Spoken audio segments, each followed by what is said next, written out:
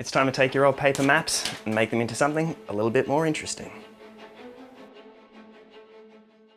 By using felts to draw my maps, they're a lot more reusable, they can be thrown into little corners and they don't tear up and wear away with age.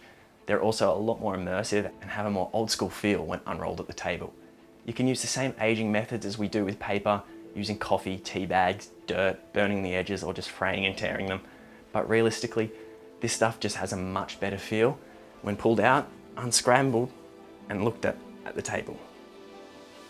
You can do classic maps, adding a whole heap of colour, or you can just go in and do little clues based on areas and terrain that you've built. If you're here in Australia, you can go to your local Spotlight. They have walls of different materials that you can choose from, and they often have a heap of offcuts and scraps by the front desk. These are perfect for what we're doing. Alternatively, you could take some old bed sheets or curtains and chop them up. So we start by tearing up some of the material. In this case, I've gone with the most plain looking material that I could find to look like something that would have come from those days.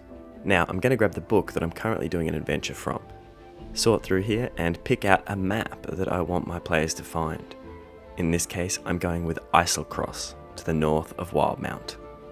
For this first map, I just used a Sharpie, something simple and easy for most of us to come across in the house.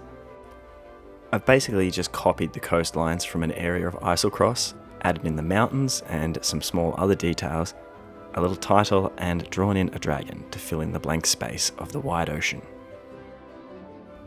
I should have probably left it at about this point here, but I made the mistake of coming in and experimenting with some colour, which in this case I actually personally think ruined the map, but for kids or some other groups of people you might love it.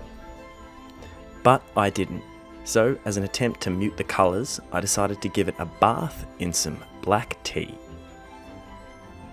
This is still drying, but we'll see how it goes in the morning.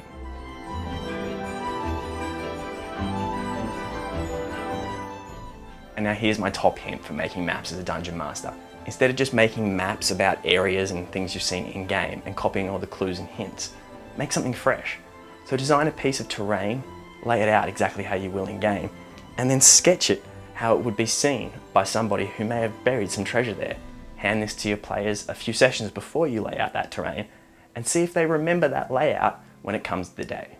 If they pull out the old treasure map and notice that it matches the terrain perfectly, maybe they'll find a little bit of extra treasure. Alternatively, it could send them on an entire mission where they start asking NPCs if they recognise this area.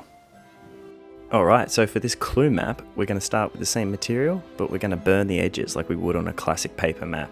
Make sure you do this in a safe environment and don't let it get out of control. Next up, we're going to grab the piece of terrain we want to use and start sketching it out onto a piece of cloth, adding as much or as little detail as you see fit. The level of detail could actually have something to do with the story. Depending on where they found it, this person could be an artisan or an idiot. This might lead them nowhere, or it could lead them to something very special.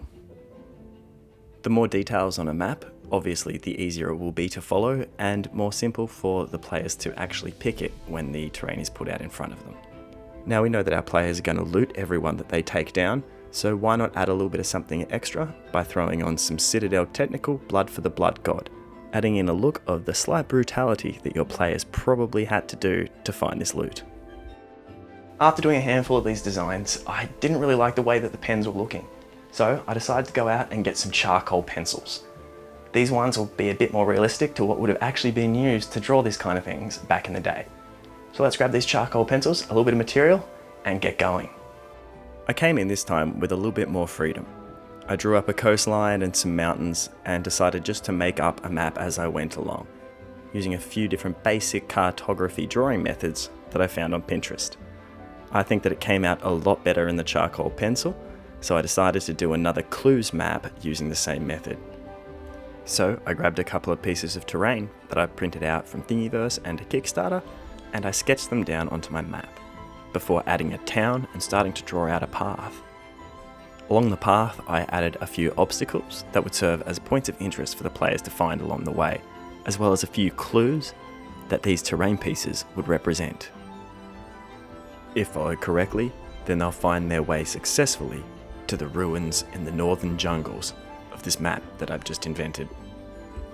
By following this basic method, adding some of your terrain pieces and throwing some obstacles around them, drawing in a pathway, and giving an end result, you can make a nice, easy map. The final stage is taking a matte clear coat and spraying it over the whole thing, as charcoal will tend to smudge as your players run their hands over it. I find this method of maps to be really fun on the table. It adds something different and it really does mix up the kind of handouts that I give my players. The maps don't need to match perfectly to what you're basing them off, as these have all been drawn by individual people in this world as they've gone on their own adventures, so the scales and placement might not quite be perfect. The accurate map is reserved for the Dungeon Master.